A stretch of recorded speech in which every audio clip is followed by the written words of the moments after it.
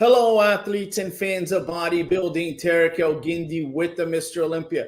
Today we have eight-time Mr. Olympia, the legend himself, Lee Haney. Totally awesome. How are you?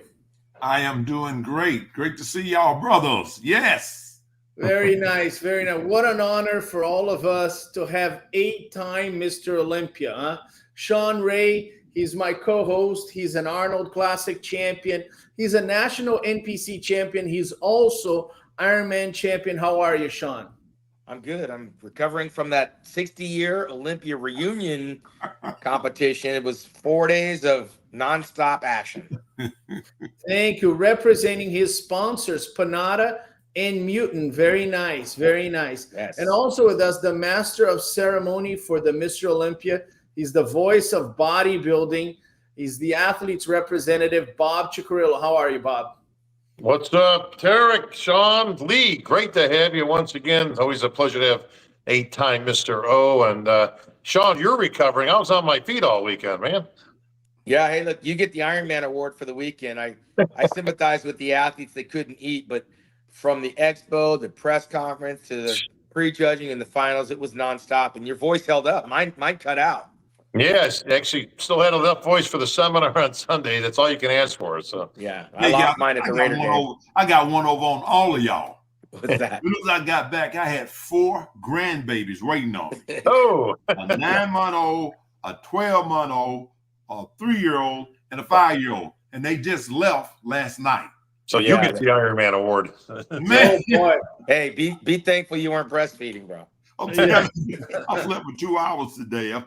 Oh man, it been a rough one, but awesome time together. I enjoyed seeing everybody. You know, Sean, Bob. It was so cool. Tarek, man, it was a beautiful event. Now, let's get down to business. Lee Haney, you've won this 8 times. 8 times. Sometimes it's hard to believe a human being can win this 8 times.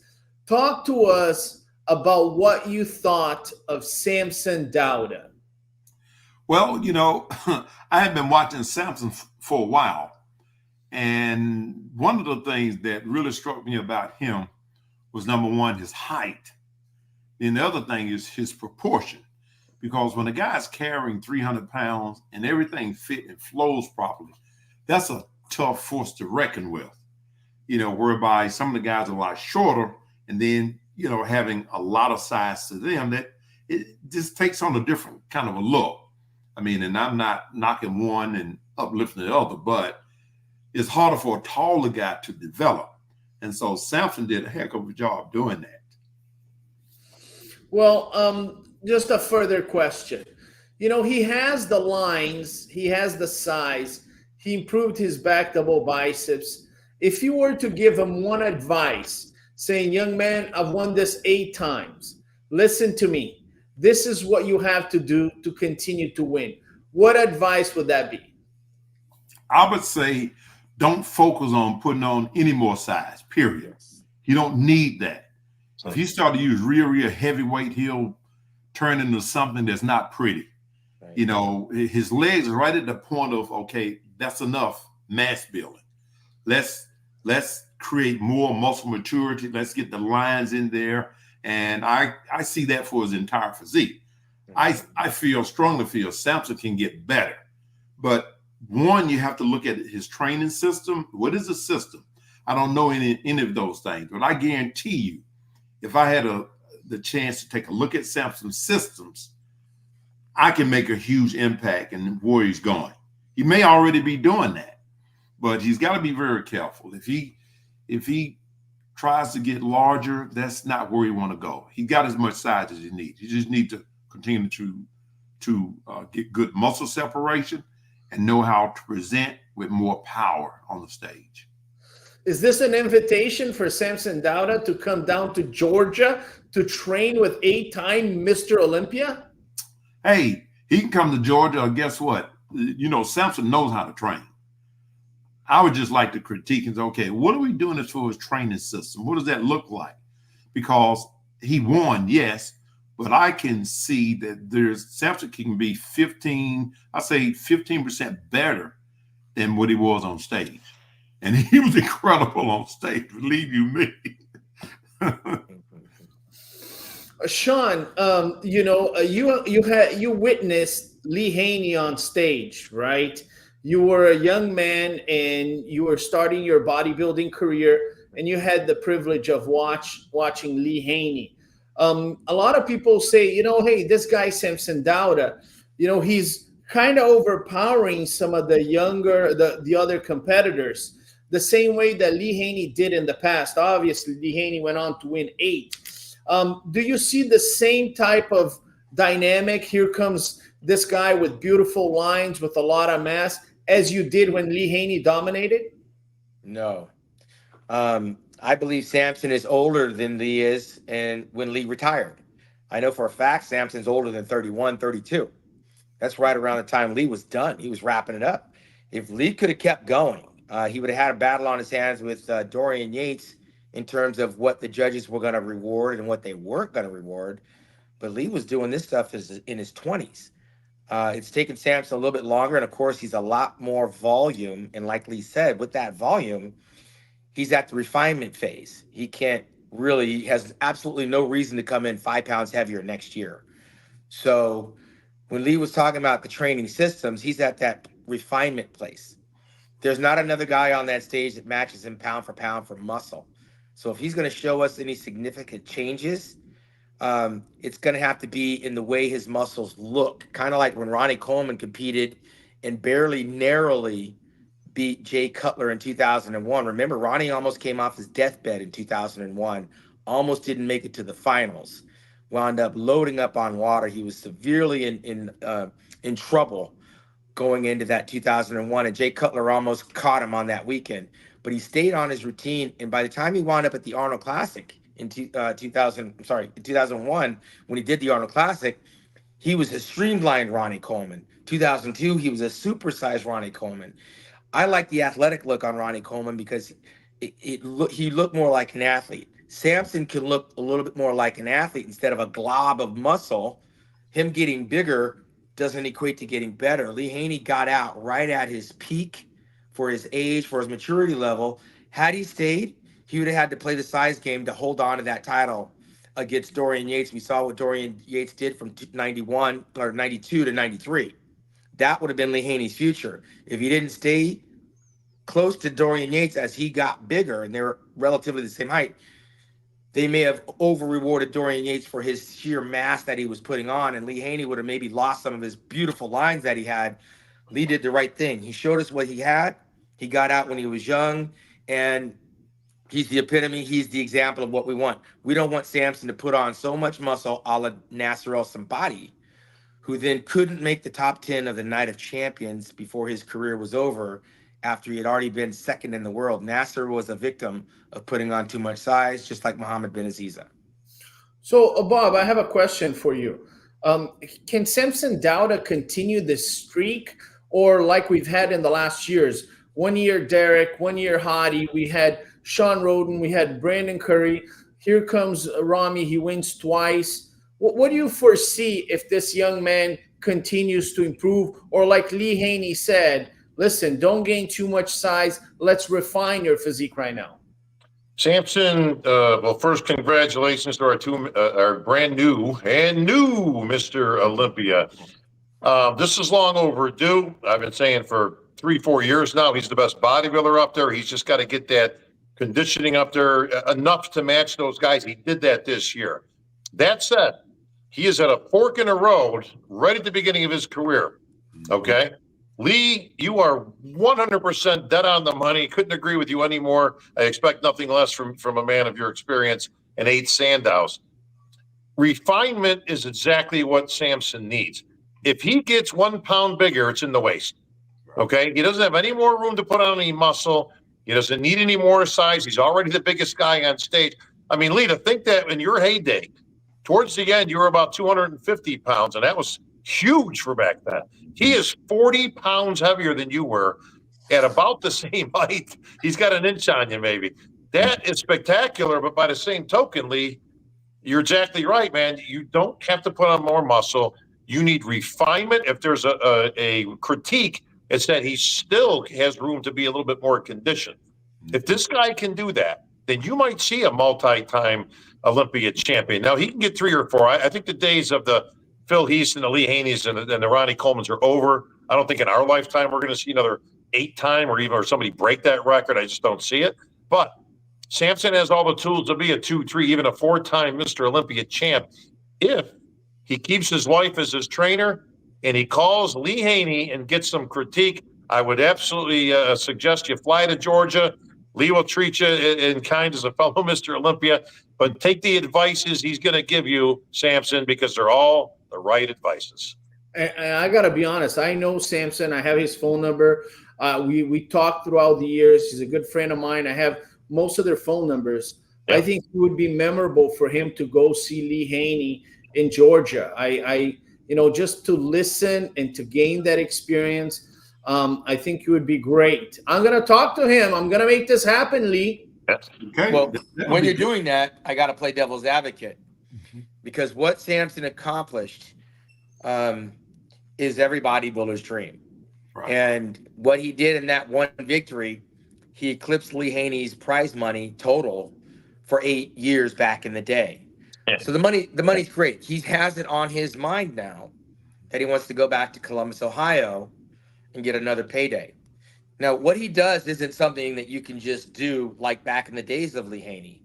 It's a little bit more complicated than that.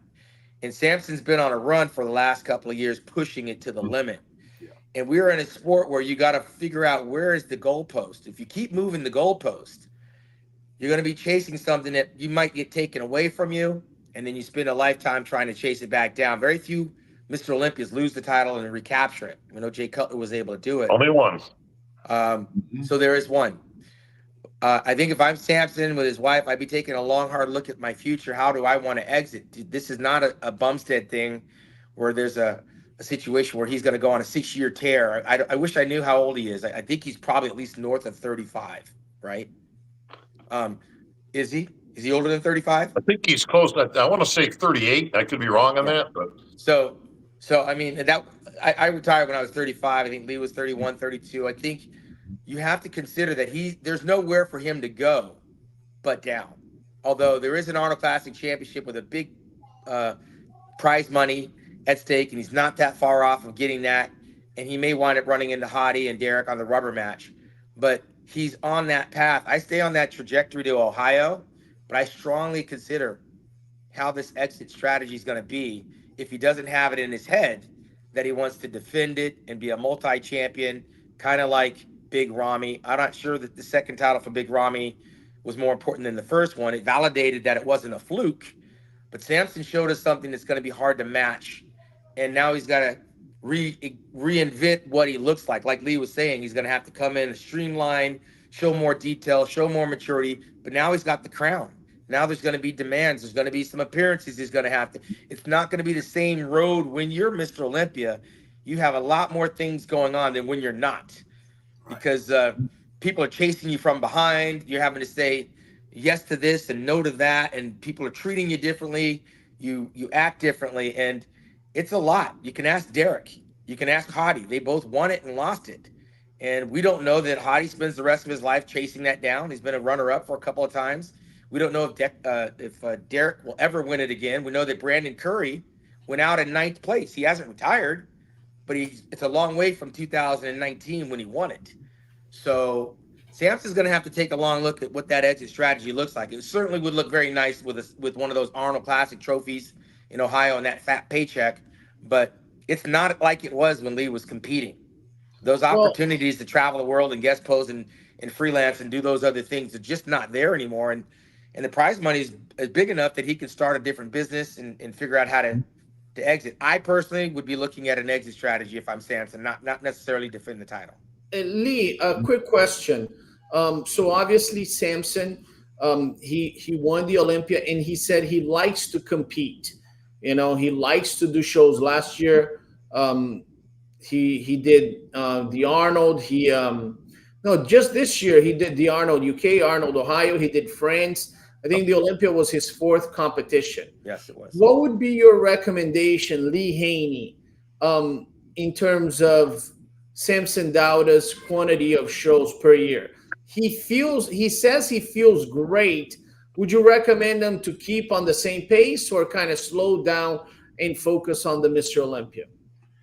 He needs to slow down without a doubt. He needs to give his body a restart. He needs to clean his liver, kidney, bloodstream, urinary system, colon, give it a whole rest, detox his whole system, because the body cannot push forward like that. I recall amateur athlete that I got to know over the years going through the expos, and she came up to me and said, "Lee, guess what? I've hit 4 shows this year."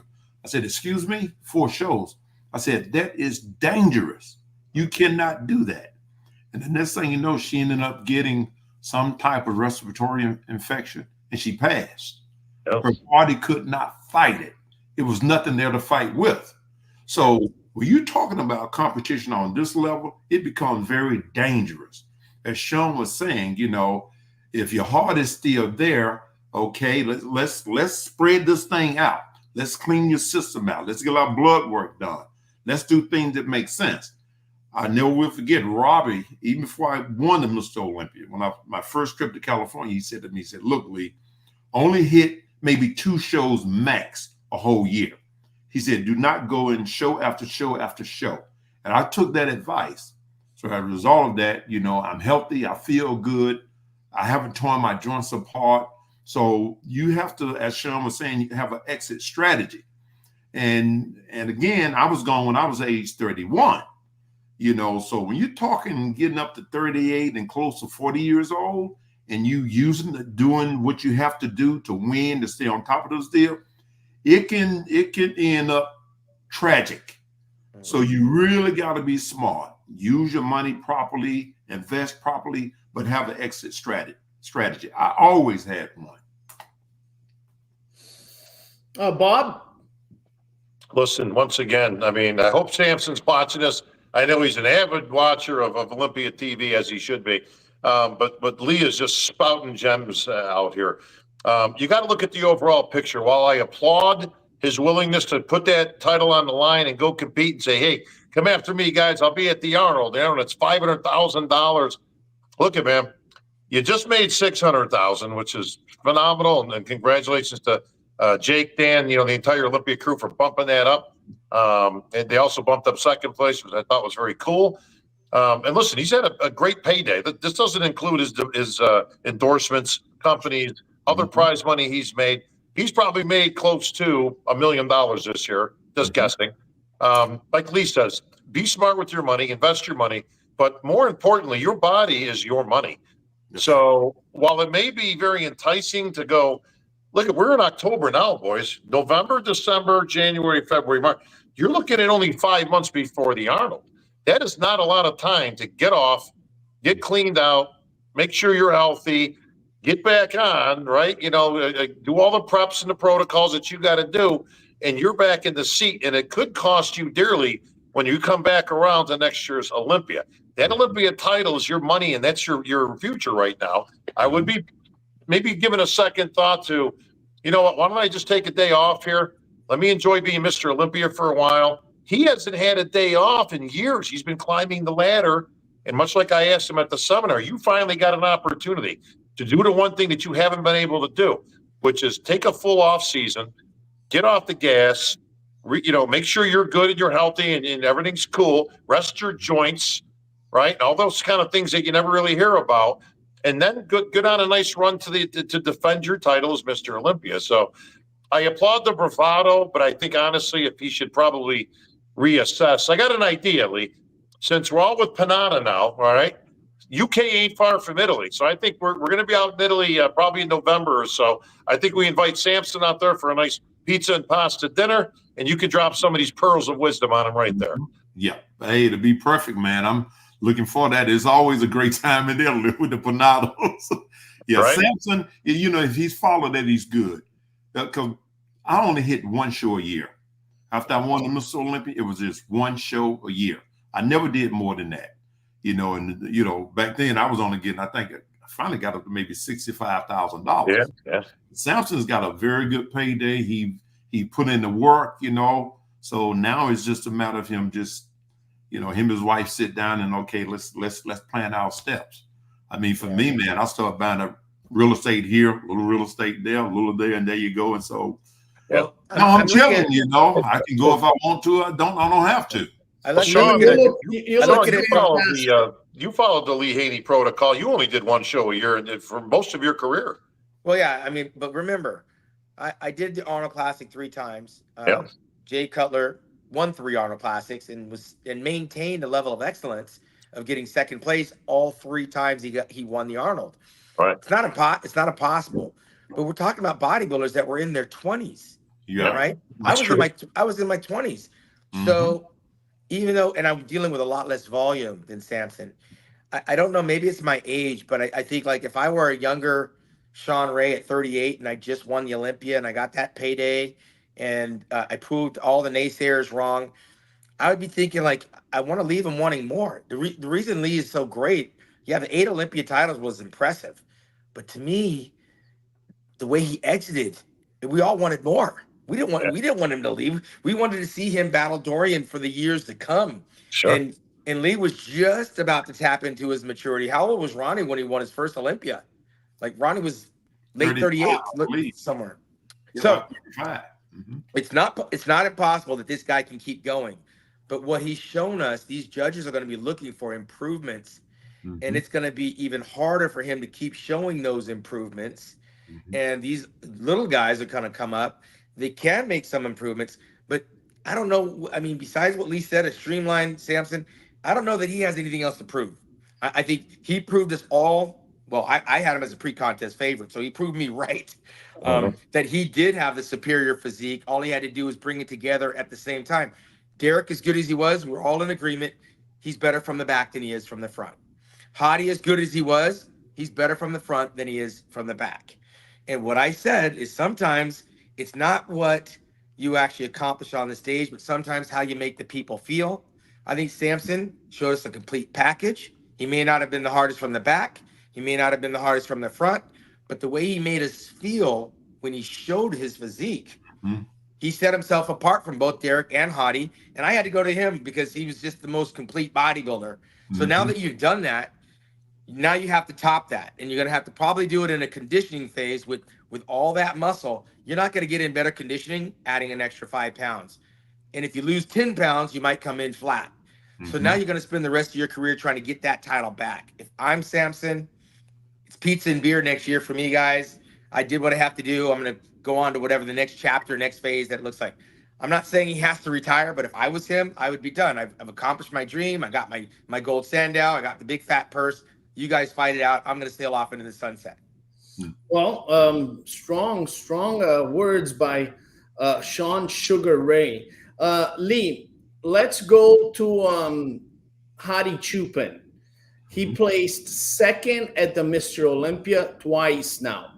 He won, and now he placed second to Derek, and now second to Samson. Where does he go from here, in your opinion? What does he have to do? Well, I mean, when you look at somebody like Samson and then you compare it to Hadi, you got 2 different worlds there. You know, Hadi looked great. You know, he's extremely impressive, great conditioning, but it's a whole nother world. Samson lines is so much better. Yeah. You know, one thing that I see, particularly on the guys that's a little shorter, and listen, I'm not, you know, criticizing height, because when you had Sean, you had the perfect combination. Sean wasn't tall, you know, Lita Brother wasn't tall, but they were beautiful. Everything fit. When you put too much size on a shorter guy, things start to get out of whack. You know, one of the things that I see with a lot of shorter guys now is they're doing squats. They're squatting like a power lifter. They develop these ugly, overemphasized quads, and then they're using 8 million pounds on shoulder presses. So you start training the body part that way, you turn into it. It gets weird. It doesn't flow properly, you know. And again, I go back to the era of the 90s, the 80s. You know, the flow of training, it was almost like it was engineering. We had to make sure we didn't add too much here or too much there. The body works in the way of demand and supply. If you're demanding your leg to squat 600, 700 pounds for reps, guess what you're going to get? A weird looking leg. It's going to be blocky. It's not going to be shaped properly. Right. You look at Tom Platz. You know, Tom was a squat master, but look how defined his legs are because they was engineered properly. You know, so was Bob, so was Sean. So that's one of the things I've always noticed about Hadi. I noticed that with Ramy too. They squat like power lifters, and they squat. Where's your hacks? You know, where's the other type of movements that help separate the muscles in the legs? Proper engineering. So that's one of the things I see that's sort of a drawback. The guys of that height trying to put on too much size too soon, using extremely heavy weight, and they throw themselves out of balance. So, you know, Tarek, if I could pop in on that one, Tarek, we've talked about this before with training protocol, right? What you do as an amateur to get to the pros is one type of training. It's usually in your teens and 20s. Once you get to the pro ranks, okay, let's just say it's even in your late 20s and your 30s, that training has to change somewhat, where you go to more redefine the body. If you're a pro at the Olympia level, let's just take a Samson, your training should be diametrically different than what it did to get you there, because you've already built this now. You don't need the squats, like Lee said. You don't need the bench press. You don't need a lot of those, quote, fundamental exercises that it took to get the mass, because you've already got it. If you're still training like that, and Lee, I agree, once again, 100%, you start to get a little out of whack. And the shorter you are, the more muscle you put on. Listen, the waistlines get bigger. There's a difference between a power lifter and a bodybuilder. You mentioned Tom Platz. God bless Tom, great guy, had those crazy legs. He also had a wide midsection and a wide back from the back that absolutely, you know, he did not have a V-taper, probably because he liked doing those squats and all that crazy stuff, but it took away from his physique. If I'm Samson or anybody in his position at that level, you got to be looking on refinement type of exercise. This is what took Dorian out, and the reason that Lee left, you know, fully intact with that beautiful physique, that 8th Sandow, and you never saw the best physique. Lee was probably your last one. The whole goal was to stimulate the muscle, feed it, muscle maturity. From 1984 to 1991, I only gained a total of 11 pounds. Yeah, there you go. Because it was during our day, we had to look like Arnold, Robbie, Zane. Everything had to fit. Nothing could be out of whack. That's so Lee, you would advocate to stimulate, not annihilate. Oh, there it is. There you go. I was waiting for that, Lee. Stimulate, not annihilate. Now, that's it. The suggestion is that Hadi should streamline his physique. Try to make it a little bit more aesthetically pleasing. Maybe he's packing a lot of muscle. Maybe he's looking a little bit blocky. And if his opponent is Samson Dauda, he's got to go in that direction, correct? I agree, because I think they all are at that place where refinement, if Hadi does the same thing, we're going to see the same thing, and that's not enough for victory. He's got to change his I haven't been in the gym watching him train, but I imagine more repetition, faster paced workout, higher pace, more of a fitness type workout. He's not going to lose any muscle. He might be a little bit more streamlined, but that's where you get when you get further down the road. And, you know, he could wind up being that guy that is a Leela Brada, a Muhammad McAway, a Sean Ray, that is a perpetual second place, because it's trying to get it back, right? He's going to have to chase history and try to be the next Jay Cutler. He's going to have to hope that maybe Samson's going to be done. He's going to also remember Derek is younger than Hadi. Yep. And also we got to question the motivation. I mean, Hadi's not a spring chicken. Does he want to come back? Derek sounded like in one of his interviews that maybe this isn't where he needs to be anymore. He's gone to the mountaintop. It might have been emotional because he just lost. And like you said, Bob, some of these guys should wait a little bit, eat some pizza, and get back before those emotional responses or knee-jerk reactions. But the thing is, that guy, Martin Fitzwater's coming up too. He's not that far. He's not that far off. I love his physique. I know we're sort of getting ahead here, but I love this physique. When I was sitting there with Jay and we were watching this young man, I said, you know, he's taking his time to develop his physique properly. Yeah. Everything fit and flowed very well. If you don't get into those mass building game, Yeah. he's going to be a force to reckon with. Yeah, we may be talking about him up Great. there battling for the title, and Yep. and the judges become used to what Hottie's presenting, and they become used to what Derek is presenting, Mhm. or one or both may not be there. That guy's sitting there ready to pounce, Mhm. young, fresh, hungry, with the right amount of everything, just waiting to mature and percolate. His first Olympia, he's fourth. We've also seen other guys come in and get a fourth place, and they start going the other way, a la Hunter Labrada. It happens. Nick Walker got up there and got a nice little sniff. Boom, he's gone for the next 2 years. It happens. This whole thing can be turned upside down a year from now. Mhm. Well, gentlemen, we're going to go to Fitzwater real quick, but I wanted to ask about Derek Lunsford. Derek Lunsford was the 2023 Mr. Olympia, and he placed third in this year. Lee, what does Derek Lunsford need to do to regain his title? What does he have to do with his physique? Well, he has to focus on redefining his physique, period. When he went from 212 all the way up to heavyweight, look how much weight he put on in 1 year. And again, I'm looking at the total package of the physique, how everything should fit and how everything should flow. You're at that height and you're training at 300 pounds. What in the heck is that?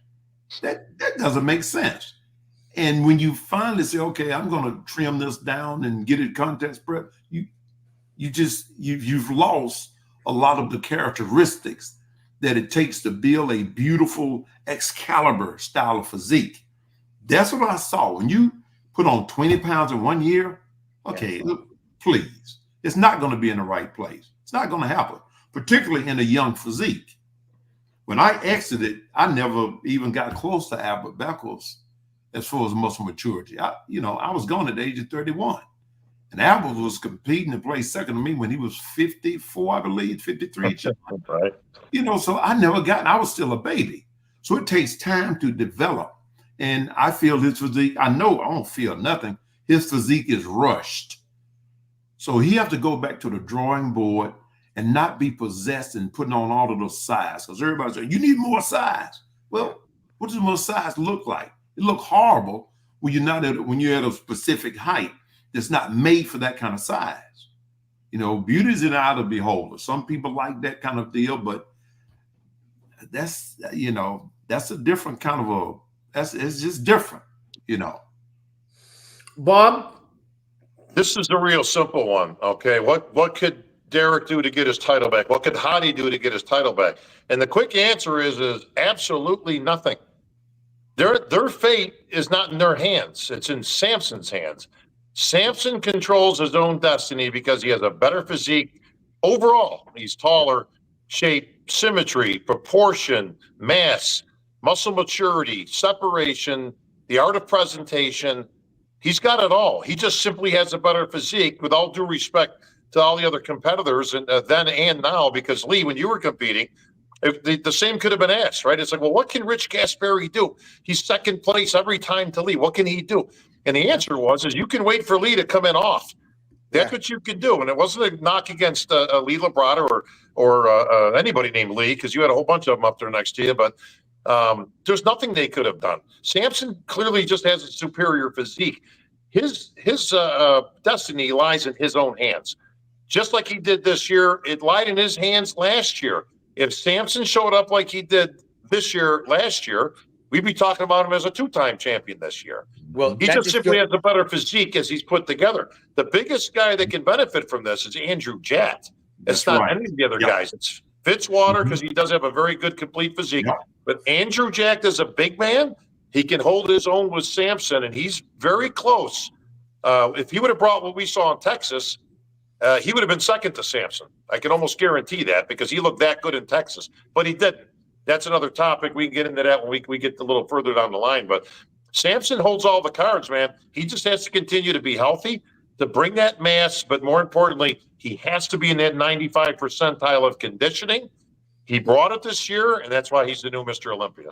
Yeah, we did a round table on the Minute Show with Dexter Jackson, Victor Martinez, Chris Cormier, Melvin Anthony, Rolly Winkler, and categorically across the board, everyone said Samson had the superior physique. Sure.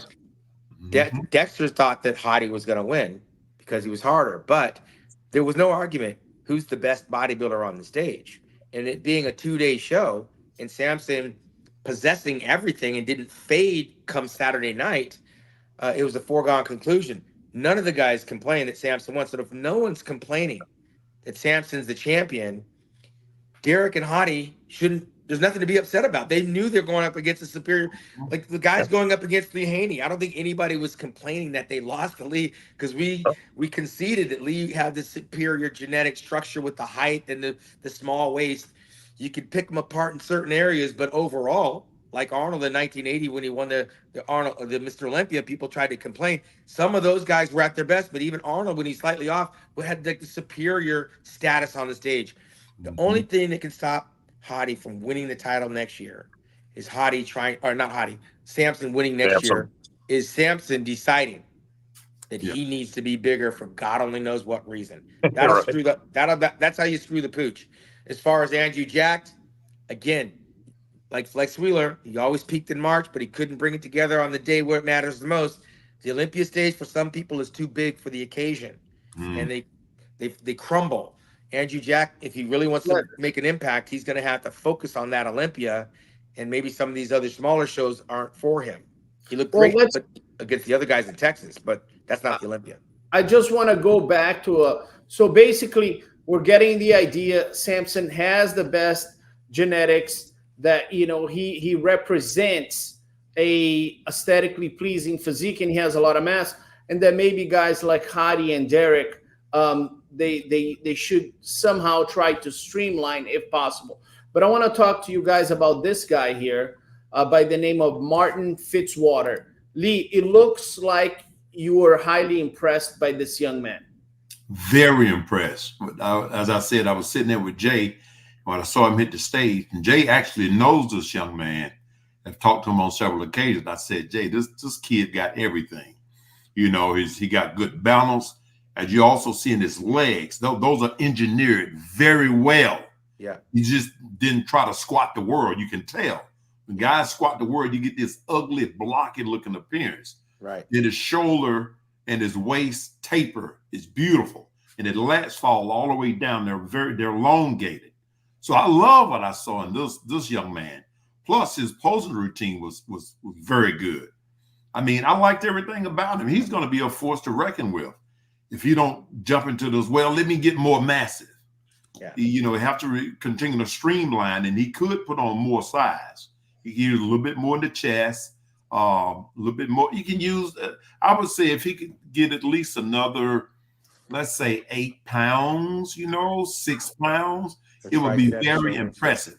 Yeah. Because the deal is when the body, when you have a physique that projects, projection is something that, okay, you look good standing there, but then all of a sudden you pose. Say, where in the heck did that come from? Yeah. You look at Frank Zane, he projected. Frank was standing there, okay, well, that's just an athlete. But when you pose, you say, what in the world? What just happened? Like a morphosis that took place. That's what this guy possesses. So if he just add a little bit more size, engineer his physique properly, he's going to be hard to beat. He got better as he posed. A lot of people, as a judge sitting there, when he came in, the large clavicles, right? And he's got a small waist. And I agree with Lee. His legs are beautiful. They got that flaring quads. Mm-hmm. Ron Harris here, one of my favorite guys in the world. He's the Ron Harris show on YouTube. He says Martin could win the O in 2-3 years, maybe even sooner. Sean and Bob, how do you respond to that? I'm right there with him because they said I don't believe Samson's going to be around for 2 or 3 years because he's been to the mountaintop, and I don't think that he's that young, hungry kid, 38 years old. I know he has plans for the future, and he's got to start considering those plans. And although, like you said, Bob, he wants to compete as much as he can, you set yourself up for failure on that stage. It's not as easy as it looks. And he did 4 shows very well. But the first thing to go is the body when you call upon it. Like there's very few Dexter Jacksons. I don't think Samson's the new Dexter Jackson. So that being said, Fitzwater, bringing what he brought, got better as the show was going along. The more he posed, the better he got. I saw the waterworks come out just a little bit, but he was smart enough to rub that stuff in, and it actually looked like wax on a car. He actually looked better as that little bit of water percolated. I kept coming back to him. And, you know, when you're looking at the guys he's being compared with, you're trying to see, it's almost like watching the race cars, and you see, uh-oh, he's catching up. Oh, shit, he just passed Andrew Jack. And I'm going, but he's actually better than Andrew. I kind of sat up in my chair for a minute, and I thought, yeah, I'm actually looking at the future starting to arrive. That was a very impressive 4th-place finish. And if you take Andrew out, or not Andrew, if you take Samson out because of whatever reason, Hadi or Derek continue doing the same exact thing and that formula doesn't work, this kid's got enough in his tank where he might unseat 1 or 2 of them, and he's the new guy on the block in that top 3 lineup. Well, let me tell you this. Fitzwater was very impressive, agreed with everything that's been said by Sean and Lee. I will say this. Fitzwater, I didn't see the exact score sheets, but I would be shocked if he didn't have some votes over Derek Lunsford. You could have made a case for Fitzwater placing above Derek, and I hate to say that. I love Derek, but we're just assessing physiques here. We didn't really talk a lot about Derek yet. I know we will, but Derek looked like he lost a little bit of size. He wasn't as full as he was. He wasn't as detailed as he was when he won. Now, keep in mind, it wasn't a dominant win over Hadi by any stretch. It was 50-50, and he won the tiebreaker as far as I was concerned last year. So it wasn't like he was that dominant. You know, these guys could have beaten each other. Samson, of course, as we discussed, kind of runs his own destiny. But Fitzwater was closer to Derek than Jack. Andrew Jack was closer to him. Let's just put it that way. 100%. Great new talent. He's doing all the right moves. But we all saw this coming in New York. Fitzwater, in my opinion, I know Sean agrees because he was right there with me. I had Fitzwater beating Nick Walker in New York. And yes, it was close, but he had a better physique.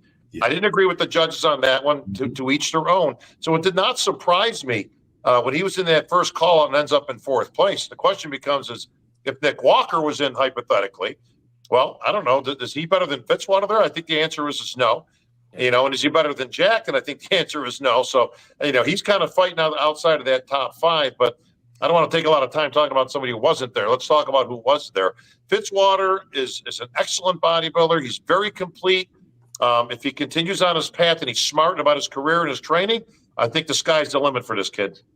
Well, the one thing I noticed while you were talking, Bob, there were ages popping up at the bottom of the screen. Okay. And in the Lee Haney era, which was the mid 80s to the early 90s, everybody, when I kind of came into the fray, were in their 20s. What Lee did, he did them in the 20s, right? That whole decade, literally.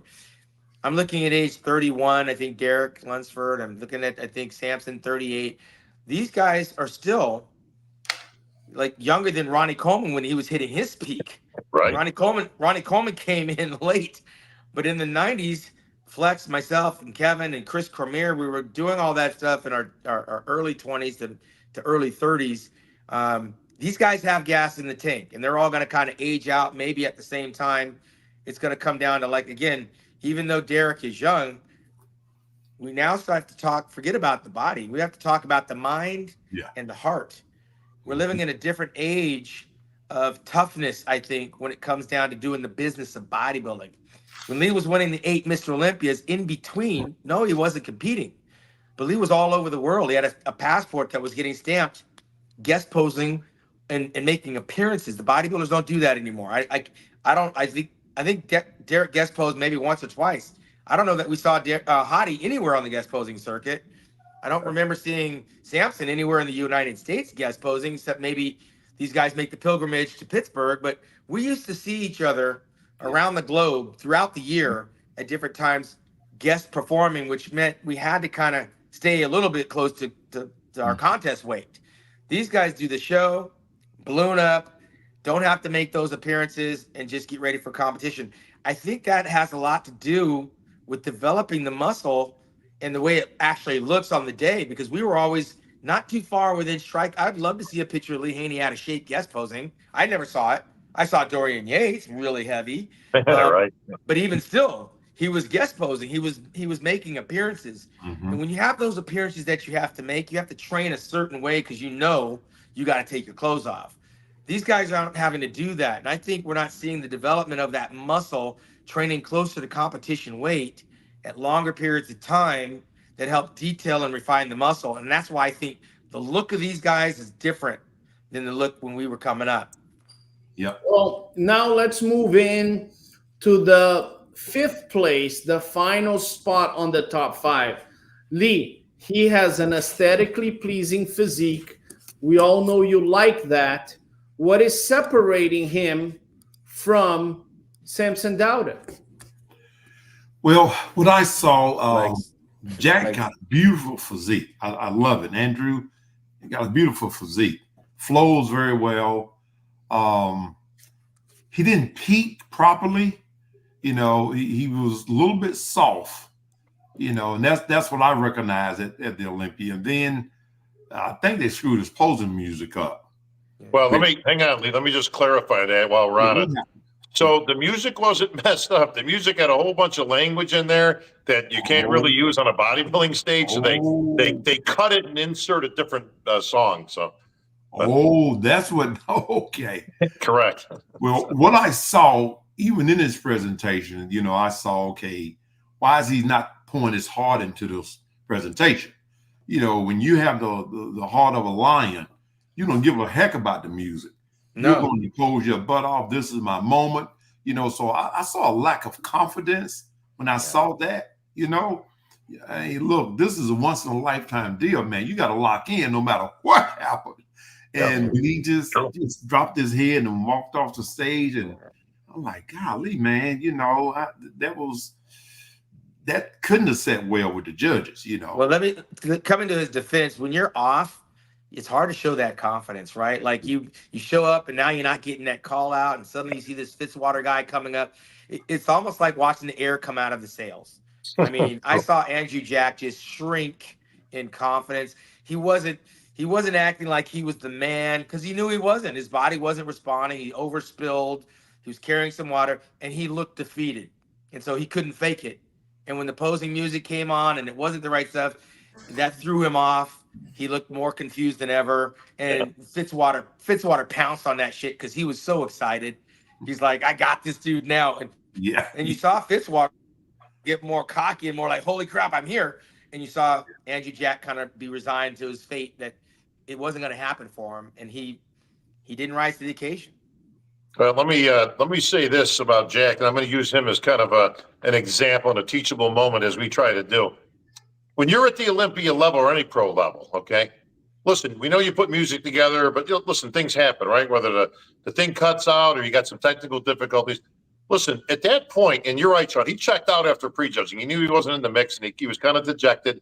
And all of a sudden, your song messes up. Listen, you're a professional, and you're on the Olympia stage. Even though you're not getting scored on the routine, you are being judged in your physique. I don't care if they put the 6 o'clock news on, all right? As a pro at that level, you should be able to pose to the jitterbug if they put it on there and make it look like you've been doing it and rehearsing it as if it was your own music.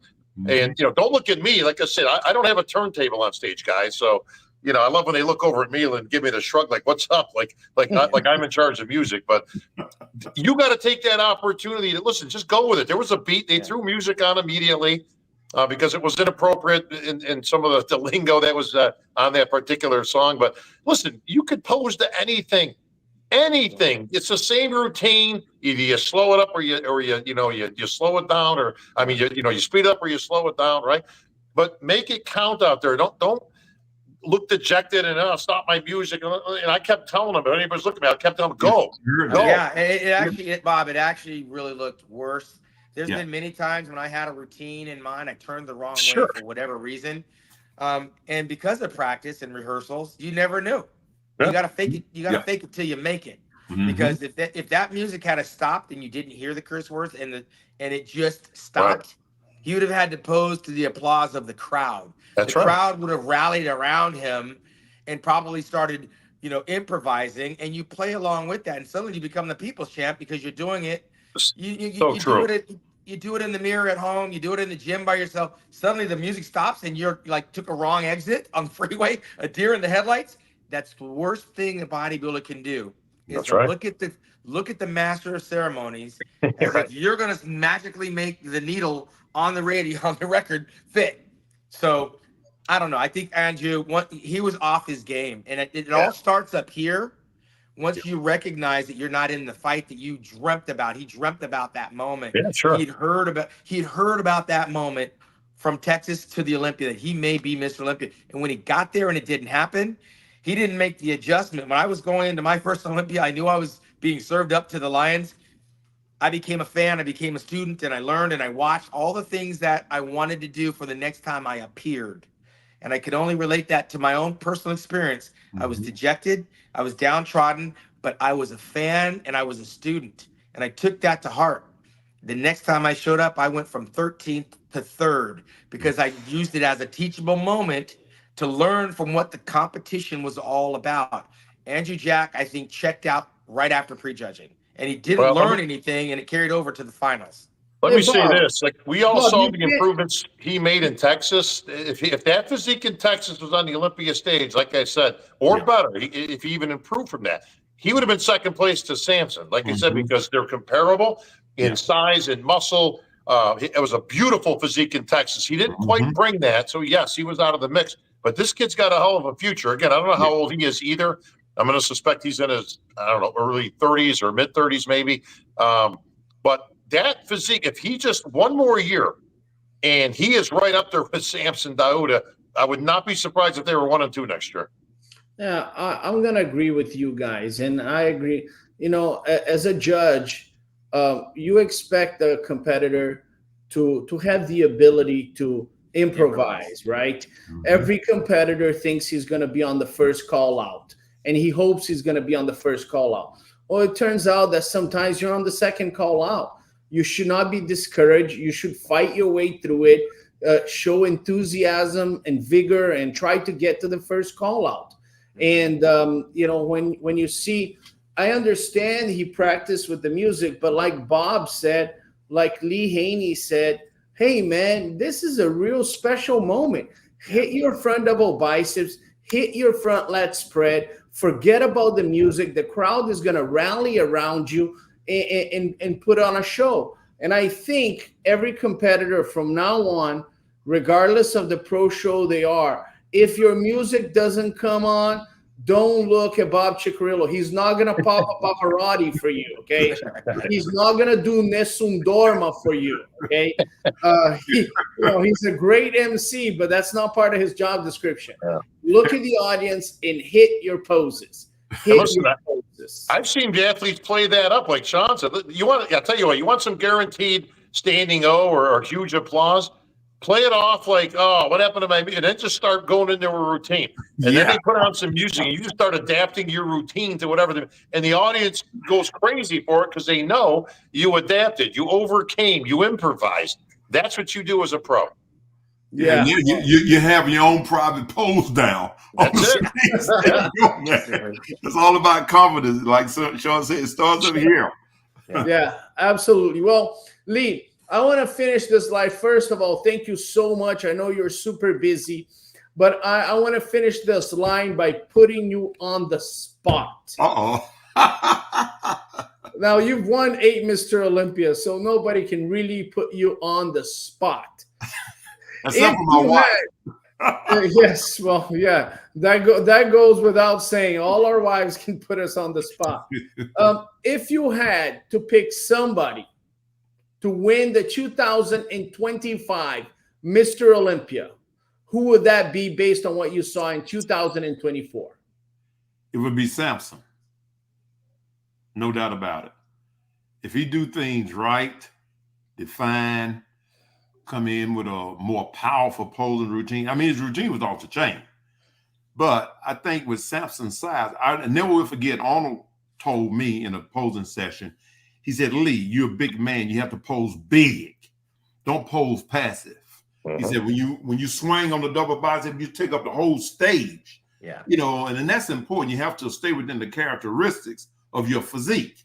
I can't pose like Sean. I can't pose like Lee because I'm of a different type of physique. Mhm. So I was more like an Arnold or similar to a Robbie. So you got to be big. Samson is big. He got to come with big poses. He got a great back. He got to swing to the right, swing to the left. He just got to overpower, but he's got to overpower with definition and good muscle separation. So if he come in that way, it's going to be great. I just hope his body sustains what it has already endured. So he have to back off, get his receptors refreshed again in his body. Then he can move forward. I think he may have another Mr. Olympia in him. But it all depends, because if you reach a certain age threshold, the body don't function like it used to. Mhm. You know, I think that's probably one of the problems with Nick Walker. You know, I think Nick's system is starting to burn out. So you got to be very careful with that. Well, ladies and gentlemen, 8 times Mr. Olympia, Lee Haney. You know, Chris Cormier and I cover on Primetime Muscle the great champions. And a lot of the younger kids, not younger kids, you know, they followed Ronnie Coleman. You know, we didn't have social media when Lee Haney was competing. We just had a magazine. But Lee Haney, once he won his first Mr. Olympia, he never lost a competition until he was done. Statistically speaking, he's more dominant of a Mr. Olympia than Ronnie Coleman. Ronnie Coleman lost in New Orleans to Gunter. That's one of the losses that he has. Lee Haney never lost. So in terms of statistics, Lee Haney is the most dominant bodybuilder in the history of our sport. One of the most beautiful physiques, and what a great man. Lee, I don't care how many lives I do with you. I get so happy, and I thank God that I have the privilege to be around greatness. Well, thank you very much, man. I really appreciate that. I feel this is my part to do in the journey to impact the world in a positive way, and to help this new generation going forward. So that's what it's all about. I enjoy doing it, which is one of the reasons why I set up my certification program. And I'm getting ready to launch under the IFS certification a show for teenagers, true novice, and also novice, to train, to teach nutrition, training system, all of that. So it can become a feeder into the NPC, you know, to make sure they get a good start so they don't go crazy. Look at all those stuff where they're trying to use 8 million pounds to develop and that kind of deal. And they overemphasize, they tear their joints up and just do things that don't make sense.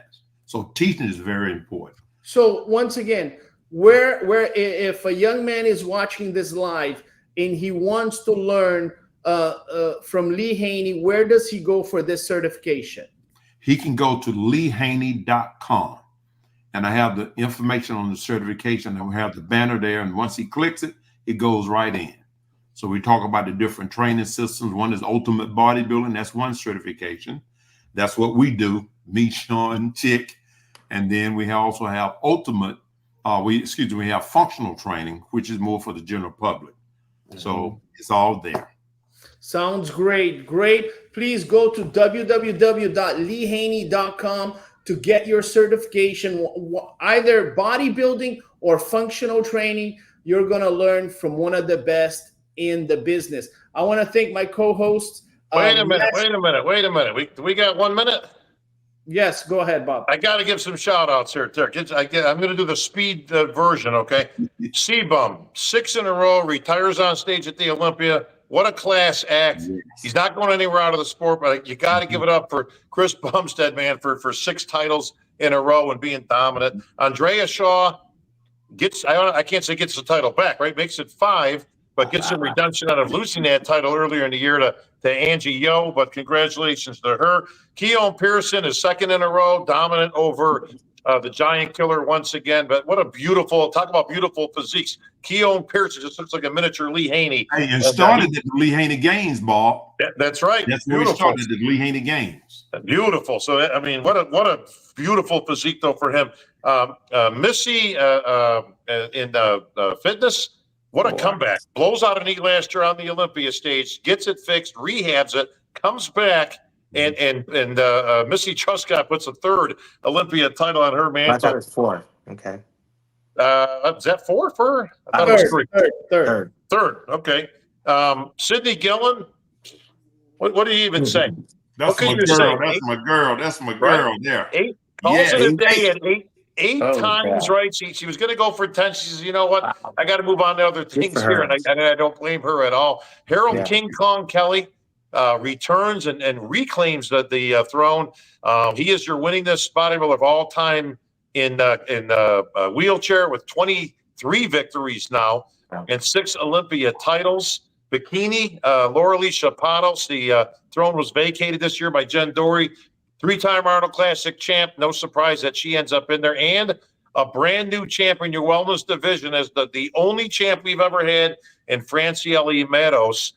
Gets upset by Isabel Nunez. So it was the battle of the blondes and the Eduarda in third. I mean, what a beautiful top Brazilians. three. But I mean, fantastic competition. But I hope I didn't leave anybody out. Yeah, Sarah Villegas. Sarah Villegas ties the all-time record of Juliana Malacarne with 4 titles now, and that rubber match continues. Natalia was that close, but it went to Sarah Villegas. So congratulations to all the champs over the weekend, and of course, congratulations to Jake Wood, Dan Solomon, the entire Olympic production for doing a fantastic job. Sean. And no, in 2 seconds, the people's champion was Samson. The people knew Samson Dauda.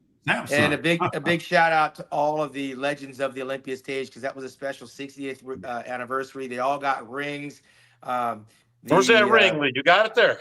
I got. Here we go. Here we go. Woo! There we go. Why are you showing off? I think we have to call that. You got 8 sandals. Now you're showing off me. Yeah, I think we have to call it the Jake Wood You're gonna ring. make Sean Ray even more bitter. Yeah, we gotta call it the Jake Wood ring. Because that came compliments of Jake Wood in recognition of all the past champions. And for those of you that were playing along at home, they made 18 of them. So that does include those that are no longer with us. Apparently, Jake's going to make sure it gets to a family member. So everybody was in mind. I know Dorian Yates wasn't able to attend. Big Ramy, Frank Zane, they're going to get theirs mailed to them. So the Olympia, they spared no expense at recognizing everybody. And for those of you that were there, we had Wayne Galash from Australia, some backstage interviews with our Olympia champions. That will be out online coming soon, where we hear from those Olympia winners that came. And I want to say thank you to the legends of the Olympia stage that came to the Olympia Pavilion at the Expo. Johnny Moya, Troy Zucolato, Victor Martinez, Branch Warren, Rich Gaspari, Melvin Anthony, Chris Cormier. They were all there. They showed up. It was a great time. And Tarek, and one final note, the curse has been lifted finally at the press conference. It was Samson Dauda who took his shirt off. Holy crap, you can't do that. You're going to lose the Olympia. Oh, he won the Olympia. How about that? I still don't understand. I don't understand. It makes no sense. Samson Dauda took off his shirt during Olympia battle. You know, he shouldn't have done that, because if you're a bodybuilder and you take off your shirt, 3 months before the Olympia, right. You're not going to win the Olympia. And then at the press conference, like you said, he made the cardinal sin of taking off his shirt. So let me mention something on that note. Please. I always listen. If you can kill a snake head, his body will die. So Samson purposely did that. I would play that trick at the Olympia just as we're warming up, as everybody's sitting there. I would have my assistant to pull my robe off in front of the mirror, so everybody could see me. So that I can destroy their confidence level. And they put the robe back on me. I would go to the back and start snickering. Lee, in 1988. So I did that to mess with their head. Samson was very smart. Did you remember that? You remember that? Lee, I know that you don't remember. You're a little bit older than I am. But in 1988, you took your robe off to weigh in, and I think we were all like, "That was all right. We're done." That was Friday night. We were done. It was a one-day show on Saturday. When Lee weighed in, it was over. Hey, Tarek, how many people next year will be taking their shirts off? Now we'll have everybody, right? Listen, I think, and this is just me, but I think if you're a bodybuilder and your body looks great, because you're bigger than most people in society, you're more conditioned than most people in society. If you take off your shirt on Fifth Avenue, people are going to look at you in awe. You can get commercials. You can be a marketing tool for yourself. You can be in the movies. You know, Hollywood needs people that are big in commercials. You can be a superstar. Yeah. Now, if you hide your physique and you only show it at the Olympia, yeah, that's fine. Maybe, you know, your competitor in another country didn't see your physique and now you have this mystery going on. But there's so many more opportunities for you if you take off your shirt and become a marketing tool for yourself. That's my opinion. By the way, I tell that to all the bikini competitors and wellness athletes. One last thing, I promise, but I got to give a shout out to the judges. They always take a bunch of grief. They're never right. They're always wrong. The politics, right? But listen, I don't think with maybe one exception. I could have gone either way, but they were dead on the money pretty much in everything that I saw. I didn't disagree with any placing that they really had. You could have made a case in women's physique for Natalia that was very, very close. But I mean, other than a placing down the road type of thing, those top fives were pretty dead on the money. Thank you, Bob. Thank you. I want to thank you, Big Steve, Tyler Mannion, Sandy Williamson, Gary Udit, Bill Sibilia, Jack Sullivan, Becky Clausen, Ron Hash, Vince Crawford, Gary Udit, myself, Tarek El-Guindi. We fight very hard to make sure the sport has 100% accuracy and credibility, and I think we've done a great job. I want to thank one more time, 8-time Mr. Olympia, Lee Haney, Ironman champion, Arnold Classic champion, NPC Nationals champion, Sean Ray, NPC USA champion, Bob Cicherillo. He's the voice of bodybuilding. He is an athlete's representative and the master of ceremony for the Mr. Olympia. Ladies and gentlemen, what a great privilege. Lee Haney, we'll see you next time.